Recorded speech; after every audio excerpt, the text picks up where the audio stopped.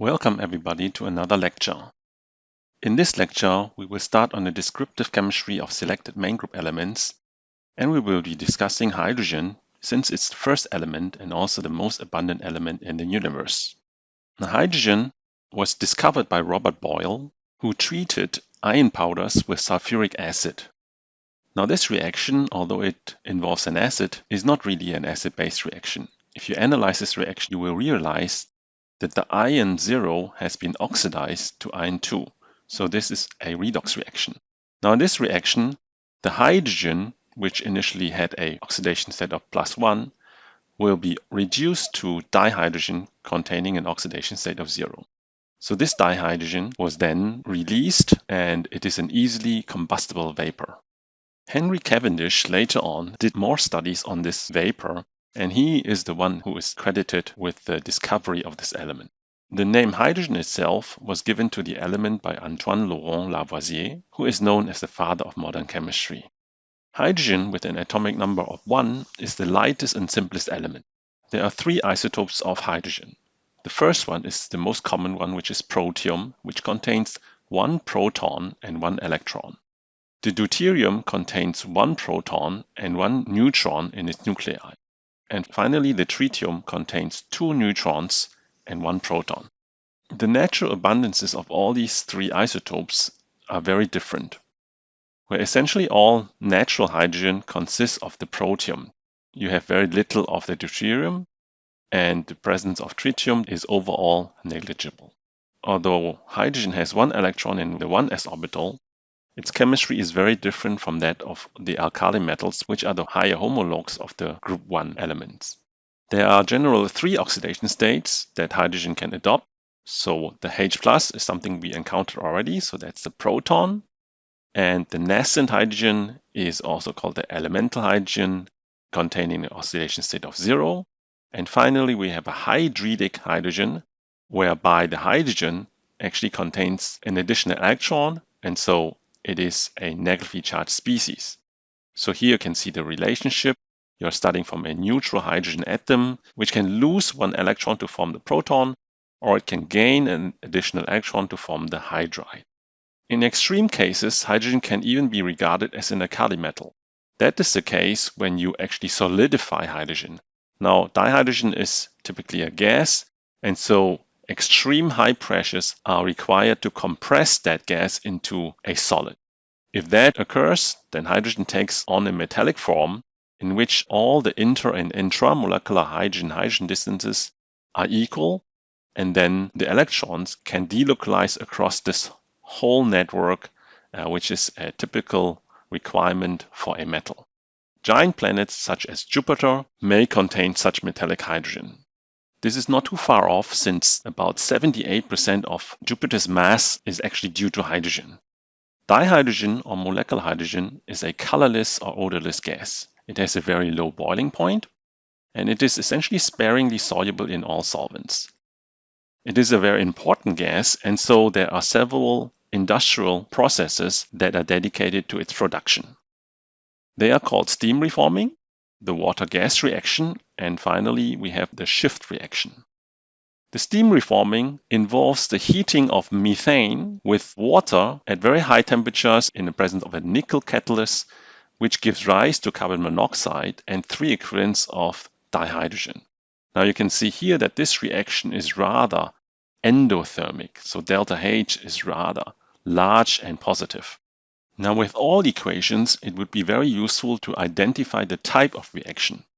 In this particular case, we have methane, which contains the carbon in the oxidation state of -4, reacting with water, which contains hydrogen in the oxidation of +1, to give carbon oxide, in which the carbon has an oxidation of +2 and the hydrogen has an oxidation state of 0.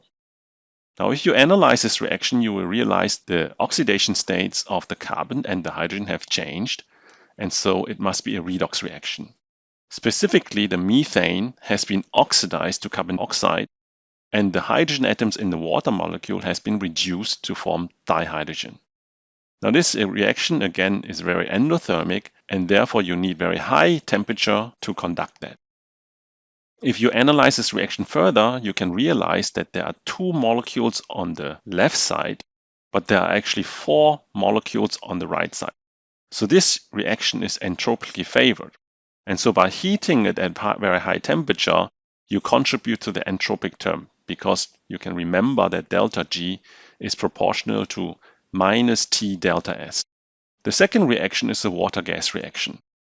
In this case, you have charcoal or carbon reacting with water, again at very high temperatures, to form carbon oxide and dihydrogen. In this case, you have one solid and one gas to form 2 equivalents of gases. So again, entropy increases in this case, and so increasing the temperature would be helpful. On the other hand, this reaction has a delta H which is positive. So this is again an endothermic reaction. The mixture of carbon monoxide and dihydrogen is called a synthesis gas, or in short, we can also call it syngas. That's just a name for this particular mixture. The last reaction is the Schiff reaction. In this case, we have carbon monoxide reacting with water, and both are in the gas phase, in the presence of an ion catalyst. And now you can see that reaction requires substantially lower temperature compared to the first 2 reactions. In this reaction, you form carbon dioxide and you form dihydrogen, of course. Now this reaction is exothermic, so it has a negative delta H. Therefore, you do not really have to heat it very high, particularly because you are actually having 2 gas molecules that react to form 2 gas molecules. So the entropy is very similar, and so by heating at a very high temperature, you wouldn't really gain very much, because this reaction is driven primarily by the enthalpy term. Now, dihydrogen in industry has many different uses. In chemistry, we can use it to reduce metal salts to the elemental metal, so that is used in metal production. Or a very important reaction is the so-called Haber-Bosch process, where we use dihydrogen and dinitrogen to form ammonia. And this reaction is extremely important because ammonia is then used to make fertilizers and plastics and many other products as well. Moreover, hydrogen can be used as a fuel, so it is a rocket fuel, and it can also be used in fuel cells. Reaction of dihydrogen with carbon monoxide can give rise to methanol, which can be used for many other different products as well. So methanol is considered a very important feedstock. And of course, dihydrogen can be used to make gasoline when you treat it with coal and other fossil fuel-derived substances. Finally, dihydrogen can be used to reduce a lot of olefinic bonds, and one example is margarine, which is basically consisting of saturated fats. So margarine is a product of a reduction of polyunsaturated fats with dihydrogen in the presence of a nickel catalyst. Molecular hydrogen is very important and can be used as a precursor to an energy source or as an energy source itself. For example, you can use the syngas to produce methanol. And methanol again can be used as an energy source. So you have a large-scale production of methanol. Now, if you analyze this reaction again, you can realize that this is a process which is entropically not favored. And so it is conducted at a lower temperature in the presence of a catalyst. Hydrogen itself can be used as a major alternative energy source. And so you can see here there have been cars developed that run actually on hydrogen. Of course, that is not the mainstream at the moment. And so there is still further development in this area. Now let's look at the reactivity of dihydrogen. Although hydrogen is typically considered a very flammable gas, it is actually not very reactive in terms of bond energy. So dihydrogen is not exceptionally reactive at low temperature because the hydrogen-hydrogen bond is actually very strong.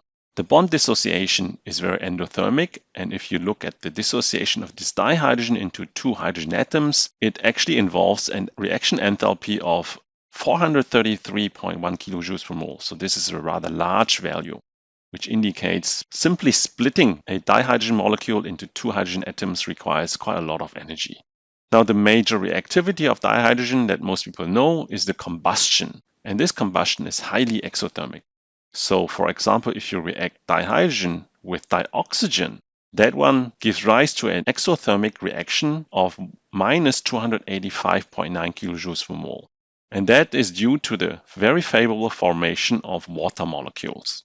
If you're interested, you can go to this link and watch a video on YouTube, which involves essentially the burning of dihydrogen in the presence of oxygen.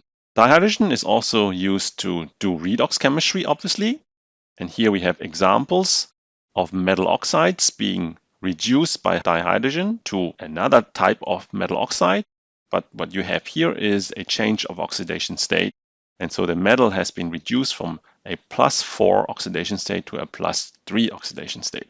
Of course, you can go further. You can also take metal 2 oxides, for example, and reduce them with dihydrogen to essentially to the elemental metal.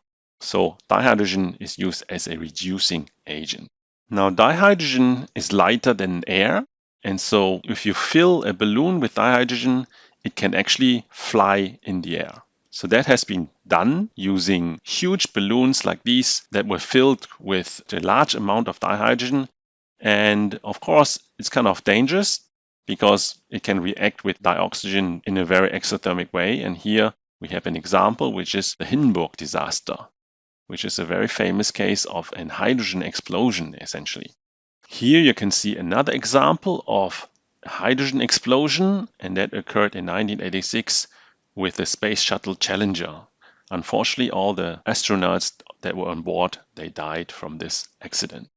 The chemistry of hydrogen is very diverse, and it forms at least one compound with each element in the periodic table, with the exception of the noble gases. The hydrogen atoms in the compounds can have either positive or negative partial charge, and that depends on the electronegativity of the central atom E. With the exception of beryllium, all groups 1 and group 2 metals form ionic metal hydrides. And the term metal hydrides would emphasize on the fact that the hydrogen in these compounds are hydridic in nature, which means they are containing a negative charge. Here you can see examples from group 1 and group 2. So you have lithium hydride, sodium hydride, etc., etc. And in all these compounds, you have hydridic hydrogen. So there is a minus charge at the H and a positive charge at the metal. The same situation can be found for group 2 metals. And again, here we have hydridic metal hydrogen compounds. So in this case, we have a magnesium 2+ and 2 H-. And so these species as well are hydridic. So you have a decreasing ionic character up the group, and the ionic character of a particular compound is obviously due to the electronegativity difference between the central element, in this case these metals, and the hydrogen. So beryllium being on top is more electronegative than barium, for example. So being more electronegative, it has a smaller electronegativity difference with the hydrogen atom. Now here you can see a periodic table where different compounds with hydrogen are listed and characterized in terms of their bond character.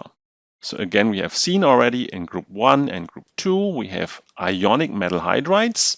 If you move to the main groups on the right side, then you have more covalent non-metal hydrides. And although we are not discussing about these D block here, these would form covalent metal hydrides. And that is due to the fact that transition metals or transition elements in general have a rather high electronegativity compared to group 1 and group 2 metals. So because they are more electronegative compared to these two, they form essentially more covalent metal hydrides. Here we can see a simple depiction of different structures of element hydrogen compounds.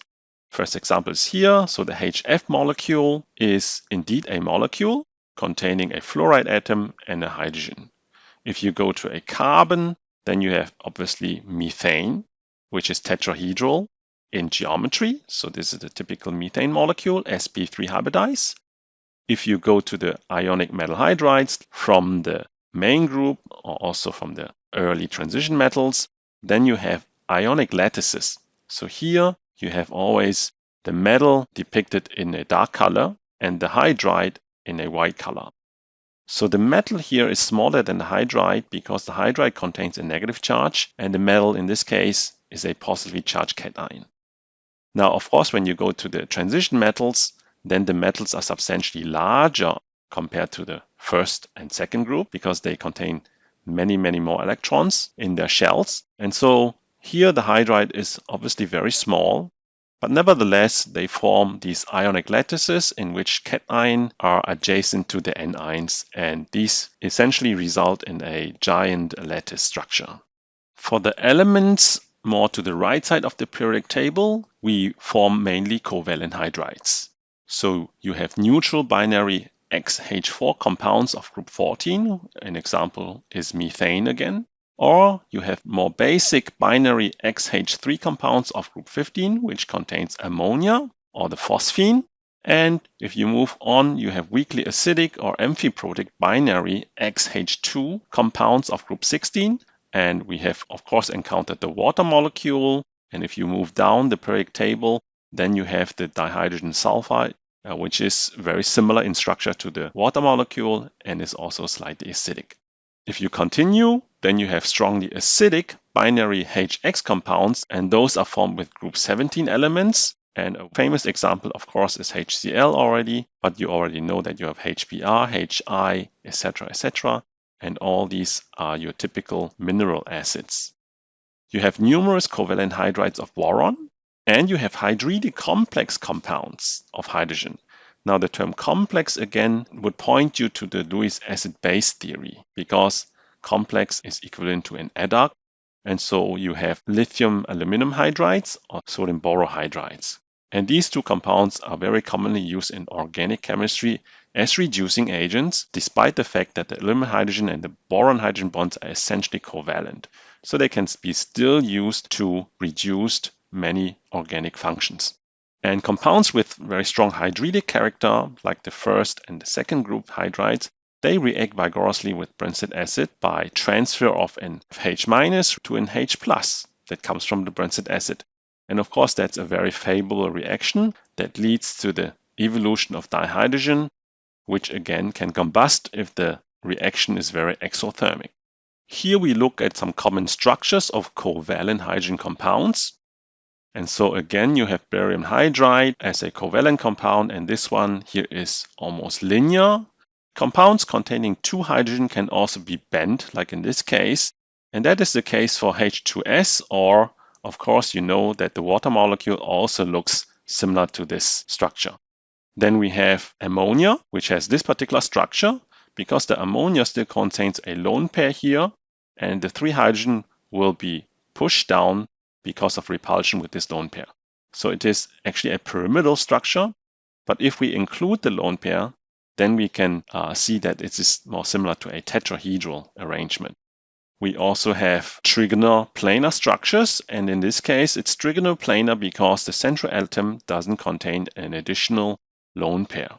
And finally, with four hydrides or four hydrogen atoms, we have our famous methane molecule again. Hydrogen compounds are also very interesting because they can form something which we call electron deficient bonds. In a normal situation, you would have normal 3 centers for electron bonds. This is highlighted here. If you look at the water molecule, you can see that the water molecule contains bonds involving the hydrogen to the oxygen and to a second hydrogen. So if you count all the centers involved in this particular compound, then you have 2 hydrogen and 1 oxygen. So this is a 3-center interaction, and it has 2 bonds. And in each of these bonds, you have 2 electrons. So overall, you have a 3-center 4-electron interaction, and this is a normal case, because usually we consider that each bond should have 2 electrons. Now, hydrogen can also form electron deficient bonds, and that happens with species like beryllium hydride or aluminum hydride. Beryllium and aluminum both do not fulfill the octet rule in these gas phase structures. So beryllium in group 2 can actually have 2 hydrogen atoms bound to it, and aluminum in group 3 can have 3 hydrogen. However, when you look at these 2 molecules and you would count the electrons, you would only have 6 electrons for the aluminum hydride, and you have only 4 electrons for the beryllium hydride. So they actually do not fulfill the octet rule. However, they exist like this, like mononuclear species in the gas phase. When you condense them to a liquid or a solid, then they would dimerize or polymerize under formation of these particular electron deficient bonds. And here you can see the polymerization of barium hydride. and the polymerization occurs via sharing of hydrogen between two beryllium. So you have a bridging hydrogen or a bridging hydrido ligand in this particular case. The bridging behavior also occurs for the aluminum, and in both cases you can see that the central atom is now surrounded by 4 substituents or by 4 partners. So the dimerization in the aluminum case or the polymerization in this case occurs via sharing of hydrogen between the central elements. So the octet rule in these cases is still not fulfilled, but at least the coordination number has increased from 2 or 3 to 4 in both cases. And these additional bonds that are formed are electron deficient. And you can see that if you analyze this aluminum hydride dimer. So you have 3 centers involving aluminum, the hydrogen, and the second aluminum. However, since the hydride can bring in only 2 electrons, there are actually only 2 electrons in these 2 bonds. So they are electron deficient. The same situation occurs here. You have a beryllium which doesn't have any valence electrons to contribute. You have a second beryllium and you have a hydrogen here, and overall that's a 3-center interaction. But the hydride, being H- can only bring in 2 electrons, so the 2 electrons have to be shared between these 3 atoms.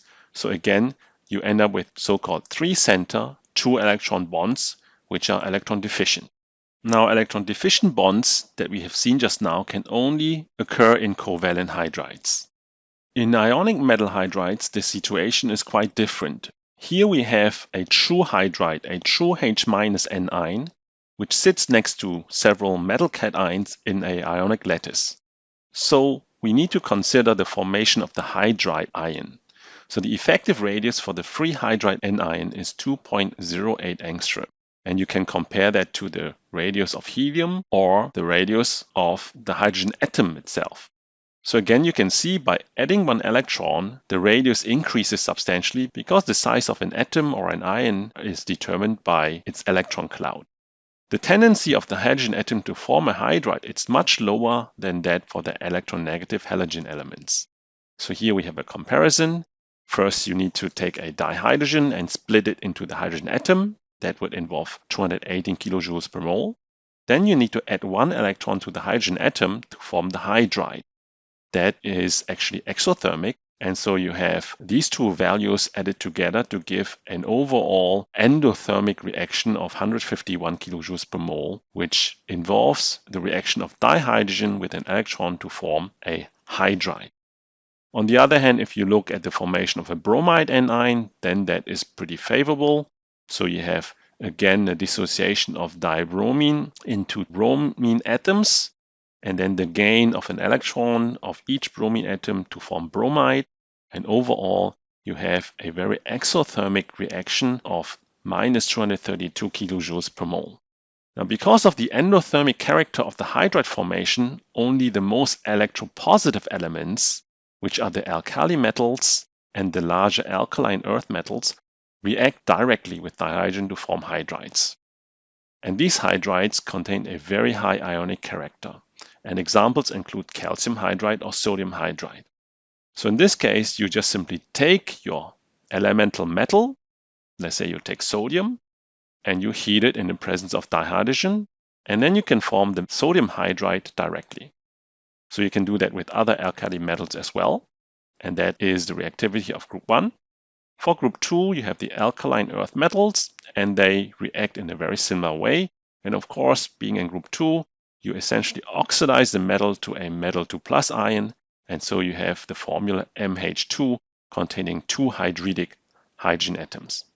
So the metal hydrides are truly hydridic substances in this case, so they really exist in the ionic lattice, and they can be considered to contain metal cations and hydride anions, again in a giant 3-dimensional lattice. Their ionic character is shown by the high conductivities at their melting points, which means if you take a sodium hydride or a calcium hydride and you would melt it into a liquid, then you can actually measure movement of ions in this particular melt. Now, since they are metal hydrides, there are consequences to their reactivity. Metal hydrides are very, very basic, and so they react violently with water. So an example shown here, H- in the sodium hydride reacts with essentially with the proton, comes from water, to form sodium hydroxide and dihydrogen gas. So this one leaves this equilibrium, and so you have to be careful when you deal with metal hydrides, because again, dihydrogen could be flammable. Now, on the other hand, they are very strong hydride transferring agents, so they are very useful for chemical reactions. An example is shown here, 8 equivalents of lithium hydride reacting with aluminum chloride dimer to give essentially lithium aluminum hydride and lithium chloride. So this is an exchange reaction. So the lithium takes the chloride and the aluminum takes the hydride, and it takes 4 of them to form this anionic species, AlH4-, and the negative charge here is balanced by 1 of the lithium per aluminum unit. Here we have another reaction involving a metal hydride and a borane that leads to the formation of sodium borohydride. And again, lithium aluminum hydride and sodium borohydride are both used as reducing agent in organic chemistry. Here we have a very similar example. Sodium hydride transfers the hydride to another boron species. So you have a mixed borohydride with additional methoxide substituent in this particular case. The hydride can also act as a ligand in transition metal chemistry, which means a Lewis base, because a ligand is electron donor.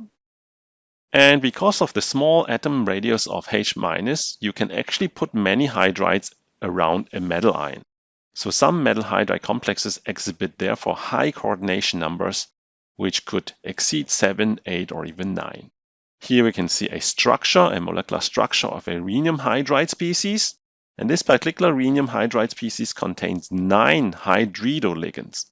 You have essentially 6 hydrido forming some sort of trigonal prismatic arrangement, and you have additional hydridoligands that cap the face of this trigonal prism. If we move to the right of the periodic table, then we encounter elements that are more and more electronegative. And in their hydrogen compounds, the hydrogen adopts a more protic character, which means the hydrogen contains a more positive charge. In this diagram, you can see a comparison of all these compounds with respect to their boiling points.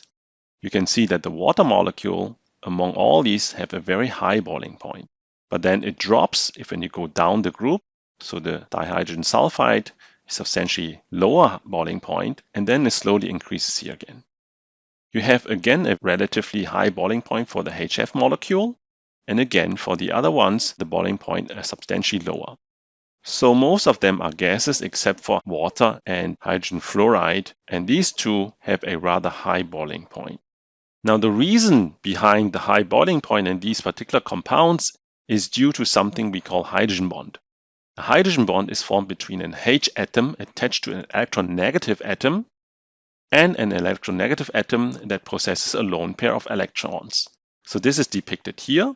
You have X, which is your electronegative atom that contains a true bond to the hydrogen, and that interacts with the second electronegative atom from another molecule possibly via this dotted line interaction. And so we have the formation of this hydrogen bond.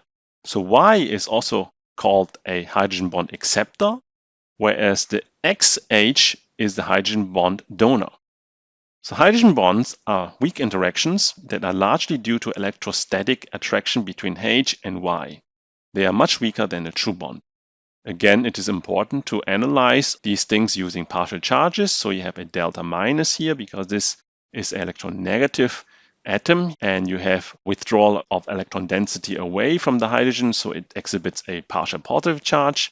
And your Y atom is also electronegative, so it comes with a delta minus, which means a partial negative charge. Now here we can see selected examples. In this particular case, you have a water molecule forming a hydrogen bond with an hydroxide anion. So if you count all the participants, you would have actually this formula containing 3 hydrogens, so H3, and 2 oxygen atoms, O2. And the whole arrangement is negatively charged because, again, we are interacting with the hydroxide anion here. And so this interaction would lead to hydrogen bonding here, and that oxygen-oxygen distance is 2.29. Now, if we remove the negative charge, then we have hydrogen bonding between, for example, two water molecules. And here again, you can separate this into one water molecule. And here you have the second water molecule. Now, in this case, this is the hydrogen bond, and you can see the distance of this hydrogen bond. And overall, the oxygen-oxygen atoms increases to 2.75, which means this hydrogen bond is much weaker than that in this case. Now, if we look at the other extreme, we can also look at the hydrogen bond containing a hydronium ion, which means H3+, so that brings in a positive charge, with a water molecule. And this would be the corresponding hydrogen bond.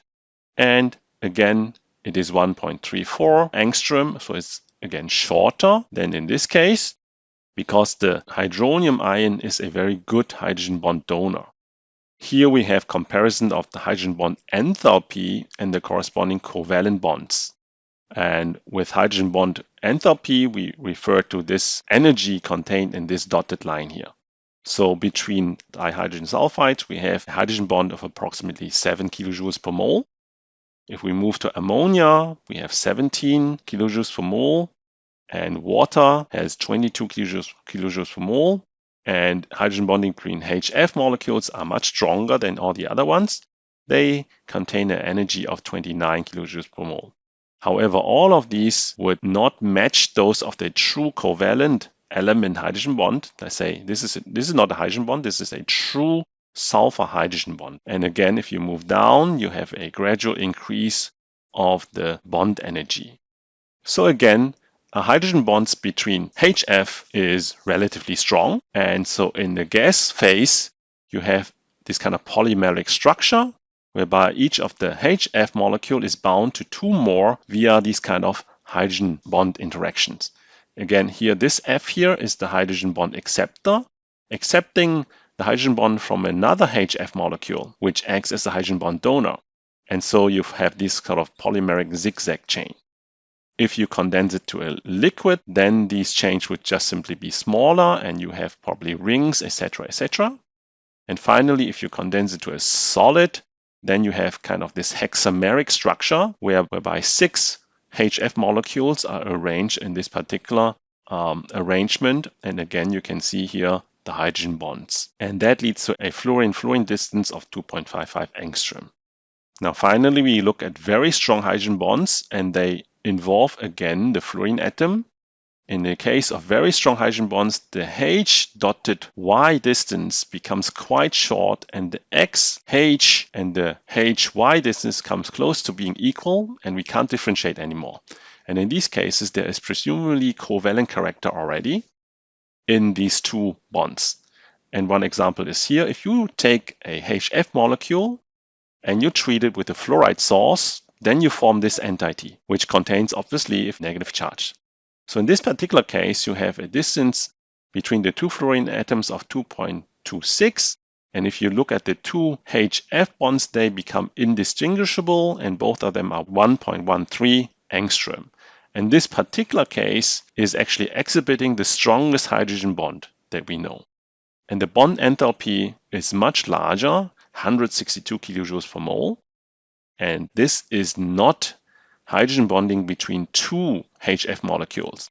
It is hydrogen bond of a HF molecule with a fluoride anion. Okay, so this is one entity.